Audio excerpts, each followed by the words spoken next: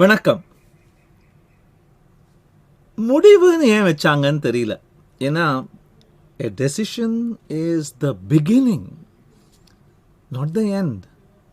முடிவல்ல, அது ஆரம்பம் இல்லையா? ஏன் தமிழில் முடிவுன்னு அதுக்கு வார்த்தை வச்சாங்கன்னு தெரியல. This is Peter Drucker. We have seen him often in Quotidians. And in a book that he wrote a few decades ago called The Effective Executive, ஒருத்தர் தான் செய்கிற வேலையை, அதுவும் எக்ஸிக்யூட்டிவ் பொசிஷனில் இருக்கிற ஒருத்தர் செய்கிற வேலையை மீனிங்ஃபுல்லாக யூஸ்ஃபுல்லாக பண்ணணும்னா ஹியர் ஆர் சம் டிப்ஸ் அப்படின்னு அந்த புஸ்தகத்தில் சொல்கிறார். அதில் there is a whole chapter he has dedicated to decision making. முடிவு எடுக்கிறது எப்படி அப்படின்னு.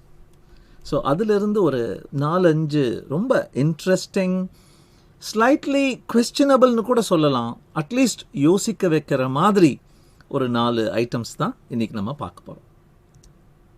முதல்ல டெசிஷன் அப்படின்னு ஒன்று எடுக்கணும்னா you have to set the right expectations அப்படின்னு சொல்கிறார். அந்த எக்ஸ்பெக்டேஷன்ஸில் be as clear, as lucid, as well clarified as possible அப்படின்னும் அவர் சொல்கிறார். All I can remember is the book that I read when I was having a 1-year-old child. That was like 20 years ago. அதில் what to expect when you are expecting அப்படின்னு ஒரு series இருக்குது. அதோட 2வது volume வந்து what to expect in the first year.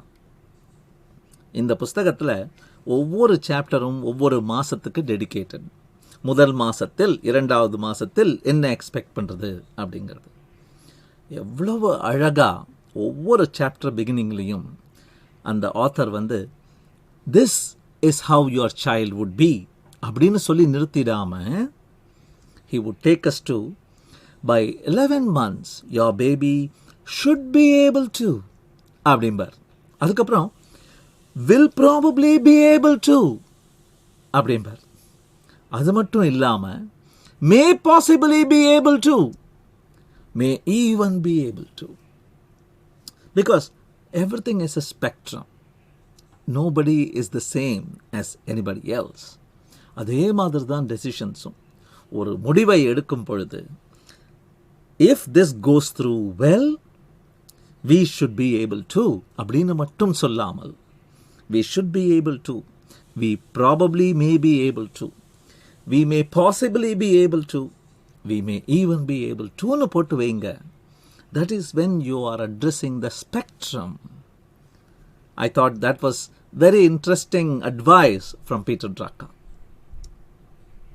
The second important point he highlights is do it right, don't do it fairly. ஒரு loaf of bread இருந்ததுன்னா half a loaf is better than no loaf at all.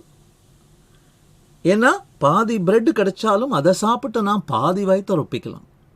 ஆனால் king Solomon கதை ஒன்று பார்த்தோமே, அதில் இந்த குழந்தை என்னோடதுன்னு ஒரு அம்மா, இந்த குழந்தை என்னோடதுன்னு இன்னொரு அம்மா, சரின்னு 2 பேருக்கும் வெட்டி எடுத்துக்குங்கன்னு சொல்லி டெஸ்ட் பண்ணுறார் இல்லையா?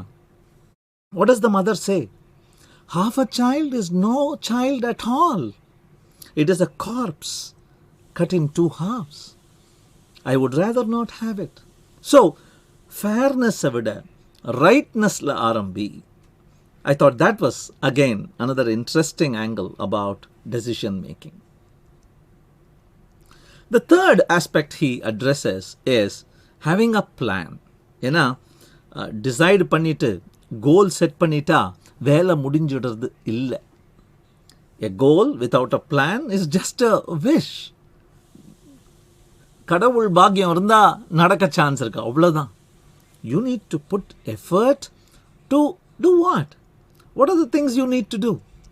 Specifically என்ன செய்யணும்னு முடிவெடுத்தா போராது, யார் செய்யணும், எப்பக்குள்ள செய்யணும். இதில் இன்னொரு ஒரு குட்டி காம்ப்ளிகேஷன் இருக்கு. Most of the times the decision is made by somebody and downloaded on somebody else. இந்த டெசிஷனை ஏன் எடுத்தீங்க என்ன கேட்காம தான் நிறைய ஆர்கனைசேஷன்ஸில் நிறைய சமயங்களில் நம்ம என்கவுண்டர் பண்ணுறது.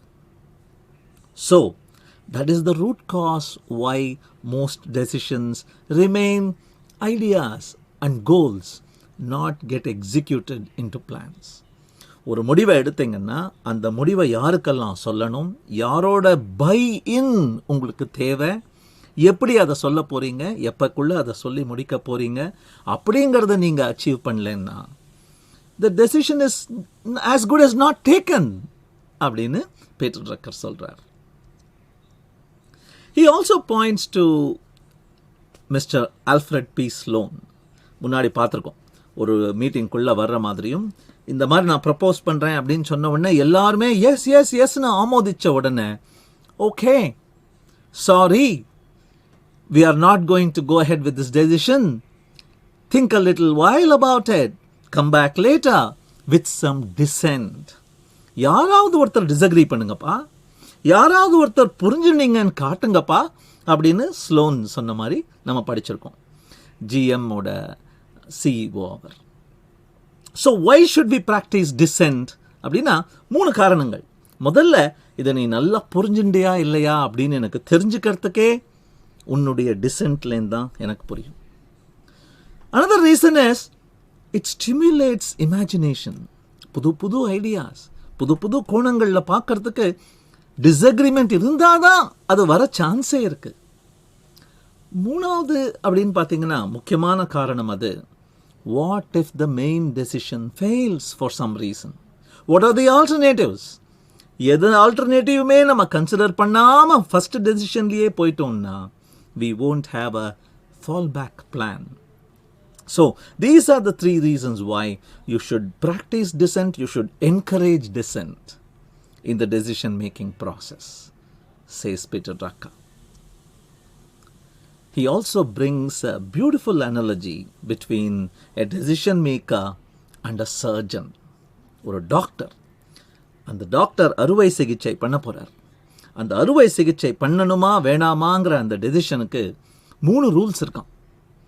ஃபர்ஸ்ட் ரூல் வந்து அது உயிருக்கு சேதம் விளைவிக்கிற மாதிரி இருக்கா, is it creating a life threatening situation, is it degenerating. யோசிக்காத, கத்தி எடு, நேரம் உள்ள போ. Second rule, given time will it vanish by itself, is it temporary, அதுவா சரியாய் போயிடுமா, மெடிசனை கொடுத்து பார்த்துக்க முடியுமா, மெயின்டைன் சஸ்டெயின் பண்ண முடியுமா. Leave the body alone, do not cut. இந்த 3வது ரூல் தான் சேலஞ்சஸ். நிறைய டாக்டர்ஸ் நிறைய நேரம் சந்திக்கிற challenges. I don't know whether it will degenerate or sustain. I am caught in between, it is a dilemma. அந்த சமயத்தில் மட்டும்தான் you need to think about what are the opportunities and benefits, what are the risks and dangers. அந்த சமயத்தில் தான் you have to delay your decision making. Otherwise, rule 1, cut. Rule 2, don't cut, will solve the problem most of the time. Finally, he talks about 4 types of decisions. I really loved how he made it so simple. நீ என்ன முடிவு எடுத்தாலும் உலகத்தில் கம்பெனிகள், organisations, டீம்ஸுங்கிறது எத்தனையோ வருஷமாக இருந்திருக்கு. எல்லாத்தையும் பார்த்தவங்க நாங்கள்லாம், அப்போவே அதெல்லாம் பார்த்தவங்கிறத புரிஞ்சுக்கோ. நீ என்ன டெசிஷன் முனையில் நின்றுட்டு இருந்தாலும் 4 டைப்பாக தான் பார்க்கும். அதில் எந்த டைப்புன்னு முதல்ல புரிஞ்சுக்கோ. What are the 4 types? The first type is, it is truly generic. உனக்கு புதுசாக வந்துடுற மாதிரி இருக்கலாம், ஆனால் நாட்டில் எல்லாரும் திருப்பி திருப்பி பார்த்துட்டே இருக்கிற டெசிஷன். அந்த மாதிரி டெசிஷனாக இருந்ததுன்னா ரெஃபர், லேர்ன், இன்கார்பரேட். முதல்ல படி. So for example, how to I manage inventory, how to I reduce my losses, how to I maximise profit. இதெல்லாம் புது கேள்வி கிடையாது.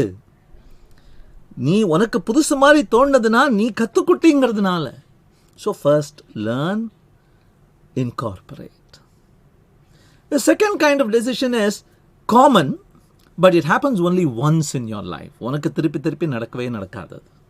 அதுக்கு எக்ஸாம்பிள், ஒரு கம்பெனி இன்னொரு கம்பெனியோட மர்ஜ் ஆகுது, அல்லது ஒரு கம்பெனி ப்ரைவேட்டாக இருந்த கம்பெனி பப்ளிக் லிஸ்டிங் போகிறது. இந்த மாதிரி முடிவுகள், இந்த முடிவுகள் எல்லார் வாழ்க்கையிலையும் ஒரு முறை தான் வரும்.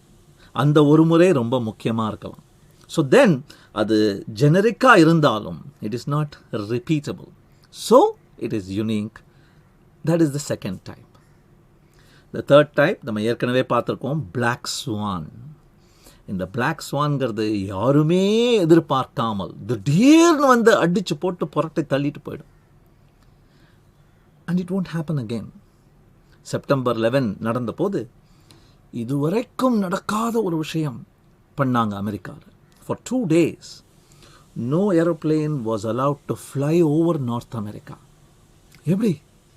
நார்த் அமெரிக்காவோட ஏர் ஸ்பேஸ் மேலே யாரும் உள்ள வர முடியாதுங்கிற அளவுக்கு ரூல் போட்டாங்க. ஏன்னா என்ன பண்ணுறதுன்னு தெரில அவங்களுக்கு அது அடித்த போது. பட் அடுத்த செப்டம்பர் 11 பயந்தாங்க. நடந்ததா? ஒவ்வொரு தடவை ஆனிவர்சரியும் போதும் பயப்பட்டு இருக்காங்க. நடந்ததா? So they are not repeatable. They are black swans. And so you need to treat them as another kind of decision.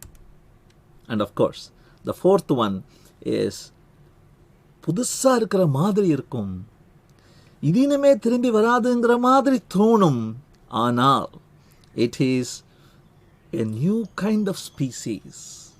ஒரு புது ரகம், நீ இதுவரை கண்டிராத ப்ராப்ளம்களின் ஒரு புது ரகம். அது இனிமேல் ரெகுலராக வரப்போகுது.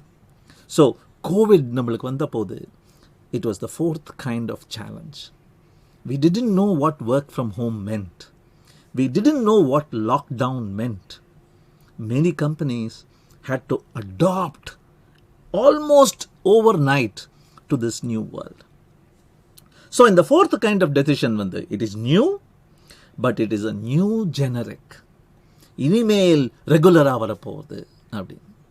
ஸோ யுனிக்குக்கும் ஜெனரிக்குக்கும் என்ன வித்தியாசம் அப்படின்னா, யுனிக் அப்படின்னா நல்லா யோசித்து ஸ்பாட் வெல்டிங் பண்ணலாம், அதுக்கு மட்டும் ஒரு சொல்யூஷன் கண்டுபிடிக்கலாம். But if it is the generic type, இன்னும் நல்லா யோசிச்சு ப்ராசஸை ஐடென்டிஃபை பண்ணு, சிஸ்டம் அண்ட் ஃப்ரேம் ஒர்க் கொண்டு வா. ஸ்பாட் வெல்டிங் பண்ணுறதுக்கு பதிலாக ஓவரால் ரிப்பேர் பண்ணு. That is the distinction he Dras between these unique types and these generic types. So today what am I taking home அப்படின்னா, ஒரு முடிவு எடுத்திருக்கேங்க. என்ன முடிவு? நிறைய படிக்க போகிறேன், இன்னும் நிறைய படிக்க போகிறேன். பீட்டர் ட்ரக்கரை இன்னும் நிறைய படிக்க போகிறேன். நீங்களும் படிங்க. தேங்க்யூ.